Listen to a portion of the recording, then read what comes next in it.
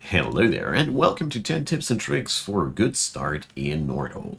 In this video, I got a lot of little things that you can utilize to understand how the game works, how to get the things down that get you a progress ahead. I won't be focusing too much on meta progression things, a little bit, but mostly about strategic things that I think are important no matter when and no matter how far you have progressed with these upgrades that persist between the runs. Number one I want to talk about is the fusions and unique system of Nordhold. Whenever you collect enough banners in a certain combination, you unlock either a unique skill or a fusion skill. You can see here which towers can be fused, which one another, and these combinations are, simply said, game-changing. So it's really wise to go for one of these directions at the beginning of the game, aim towards something. Here I went for the combination of fire, mortars, and arc turrets. You can go for whatever combination you want. I just want to say that going without these is really making it just a lot weaker because these fusion and unique skills are really, really powerful. Number two, your components of destruction should always focus on two things. You should have a good source of single target damage and a good source of AoE, and then in between some utility, but that goes without saying. The most important things are to note there's enemies that are too fast to be blown away quickly, so you need damage all over the board, and there's enemies that are stupidly heavy and slow and generating, heavily armored and such. For those, you need something to smack them down, either by providing a very persistent amount of damage in a certain zone, or by providing heavy hitting things like Raven Towers over the map in a lower density that provide a heavy smack. Whatever you do, be prepared against swarming fast enemies and lumbering, slow, tanky enemies, and you're already well set. Number three, the economy game is insanely important. Your goal is to be stopping to build turrets when you are not needing anymore and start building economy. And that's really hard. This is where your experience will come on in. But a long story short is, whenever you feel like there's enough turret, go invest in housing and more workers. Invest in better outcomes for the workers or better income sources. Invest into something that brings you passive income. Whatever you do, income increase is never growing old. At any point of the game, you can always get some more income. What kind of income? Well, basically anyone, but you should always obviously try to focus the ingredients that you need for the turrets that you currently play. But in all honesty, all of these resources are important. Therefore, there's not much more to say on this end. Number four, prepare the costly and slow firing turrets later than the cheap ones. I've lost many rounds because I was hell-bent on focusing myself too early on Raven Towers or Frost Towers and Runestone Towers. All those that have a more complicated ingredient palette. I mean, the Frost Towers are not so costly, but they are so slowly firing and only shine with a lot of banners.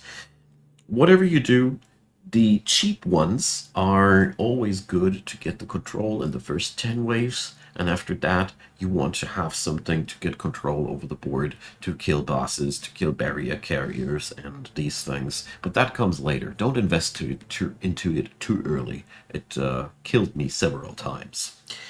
Number five, banner drop control. So what skill points, aka banners, will drop is completely depending on what kind of towers you build.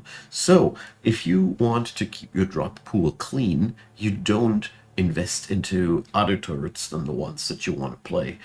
This comes at the offset that you are not able to build the super cheap ones, as you see there, the towers that you haven't built yet. They really come at a very, very low price, but they will also start increasing the variance of items that can drop during your banner phases, and that is not good. Therefore, control what you want to have via playing only the turrets that you want to have.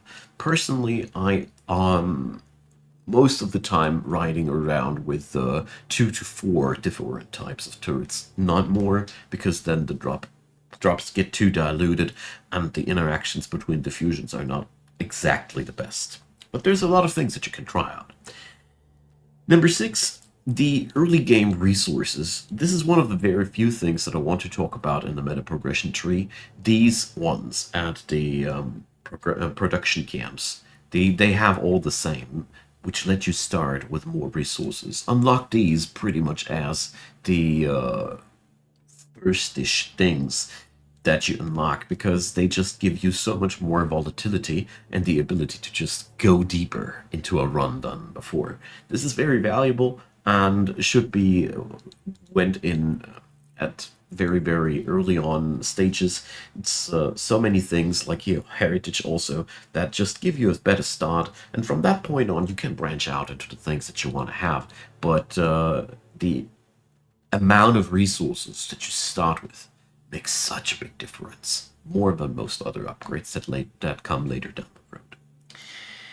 So, number 7. There's this choice menu here, which gives you a introduction of the things that will happen next on. You can get yourself prepared, especially market offers and mission choices are things where you can prepare yourself by getting enough workers together, stockpiling some gold, because relics are stupidly powerful. And knowing that there's a market offer around the corner means that I might be stopping investing all my gold and start saving some. There's really many things that you can do around that, but this next events table here is something that should be used. Just don't ignore it and don't look only at the next thing. Try to look at the 2 steps after that and try to get some decision making behind that, because the difference between being able to buy something off the market or being able to send workers off to missions, it makes a huge impact on your power. When you take these opportunities and do something out of them, it really makes you more powerful. You notice the difference. Number 8, the power of gold. So of all these 4 resources, gold is a very special one, because with gold we can not only upgrade our towers, this is one of the things, but we also unlock plenty of upgrades in the city. Therefore, gold is one of those resources that you can't have too much of. If you ever end up with too much gold, you can upgrade your turrets. And gold is therefore I like to call it a quality resource. It increases the quality of things. Whereas the other ones, are mostly quantity resources that increase the quantity of things. I mean, there are a couple of differences here. For example, the trading post allows you to invest wood for more gold, but in general, gold makes things better, and therefore it's so worth investing into it. It's one of those resources that I try to get as much as I can, as early as I can, because it just helps you a ton.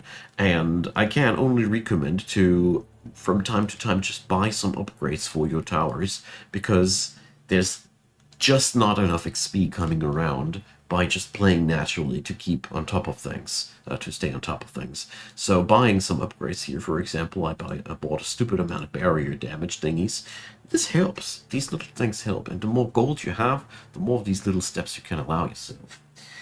So, number 9, take those risks early. So, when you get opportunities early on, like giving you away your workers for missions, obviously you really want to take that, but also items that increase the spawn rate of elite enemies. Elite enemies are obviously more difficult to beat than normal enemies, but they always drop a chest, and the earlier you get a grip on those elites, the earlier you get a grip on those risks, the heavier the payout. Then you can invest it and get some returns out of it and get more powerful in return of that. On the other hand, extra risks later down the road, when you feel like you're already struggling with the waves, you should be careful about that. You also should note any increase of elites persists through the entirety of the game, and it's a double-edged sword.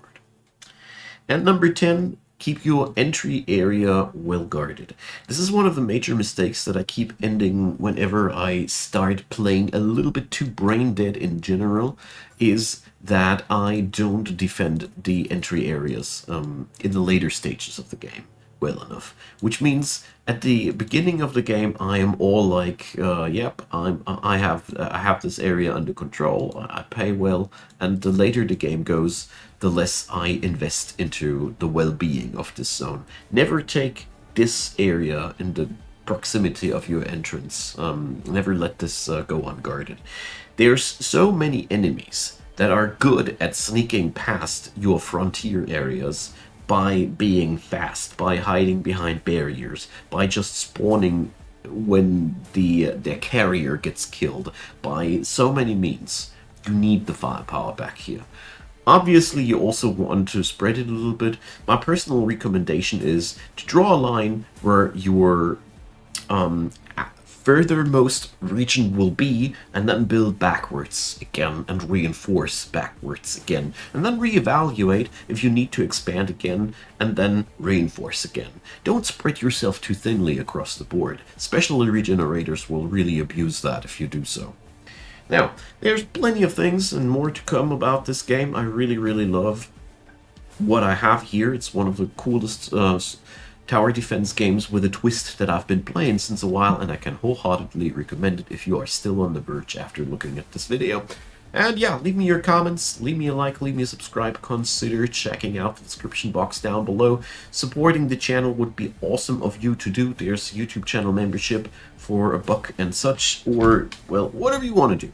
I really want to say thanks to all of you who support the channel, and a big thanks for watching this video up until the very end. I hope you enjoyed your time, I hope this helped you out a little bit, and see you all next time.